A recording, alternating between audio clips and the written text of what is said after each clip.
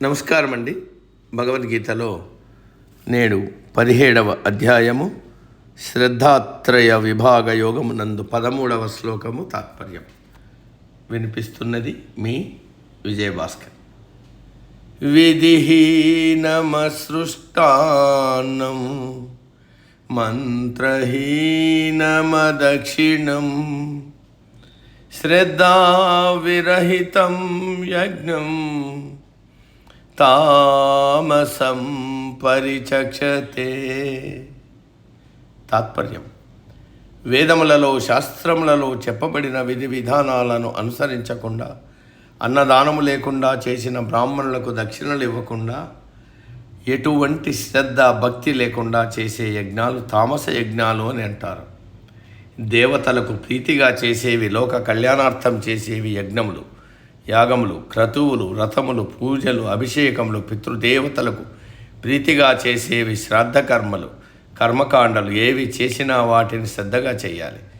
బ్రాహ్మణులు రావడం, పూజలు చేయించడం, అందరికీ భోజనాలు పెట్టడం విధిగా చేయాలి. చేయించిన బ్రాహ్మణులకు దక్షిణలు ఇవ్వాలి. వేదములలో చెప్పబడిన విధి విధానాలను పాటించకుండా, శాస్త్రములలో చెప్పబడిన మంత్రాలను ఉచ్చరించకుండా, అన్నదానం లేకుండా కేవలం స్వలాభం కోసమే చేసే యజ్ఞ యాగములు, క్షుద్ర పూజలు, శ్రాద్ధ కర్మలు అన్నీ తామస యజ్ఞాలు. చాలామంది పితృదేవతలకు జలతర్పణములు, పిండ ప్రదానాలు చేస్తారు, భోజనాలు పెడతారు. కానీ చేయించిన బ్రాహ్మణులకు దక్షిణ ఇచ్చేటప్పుడు ఇంత ఇవ్వాల్సి వచ్చిందే అని బాధపడుతూ ఇస్తారు. కానీ బ్రాహ్మణులు వాటి మీద బతుకుతారు, అదే వారి జీవనోపాధి అని ఆలోచించరు.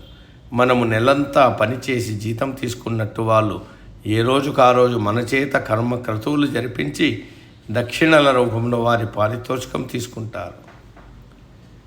కానీ వేదములలో శాస్త్రములలో చెప్పబడిన విధి విధానముల ప్రకారం మంత్రం సహితంగా యజ్ఞయాగములు, వ్రతములు, పూజలు, కర్మ క్రతువులు శ్రద్ధతో చేయడం, బంధుమిత్రులకు భోజనాలు పెట్టడం, చేయించిన బ్రాహ్మణులకు దక్షిణలు ఇవ్వడం గృహస్థు ధర్మం. ఇవేమీ లేకుండా కేవలం కర్మకాండలతోనే సరిపెట్టడం తామస యజ్ఞము అని అంటారు. అంతకు మించి వీరు చేసే పూజల్లో, క్రతువులలో శ్రద్ధ భక్తి తప్ప అన్ని హంగులు ఆర్భటాలు ఉంటాయి. మాంత్రికులు, తాంత్రికులు చేసే క్షుద్ర పూజలు, శవ పూజలు, శ్మశానాల్లో జరిగే చేతబడులు ఈ కోవకొస్తాయి. ఇప్పుడు తపస్సు గురించి వివరిస్తున్నాడు పరమాత్మ. నేటికి సమాప్తం.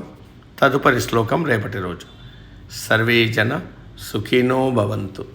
అందరూ బాగుండాలి, అందులో మనం ఉండాలి.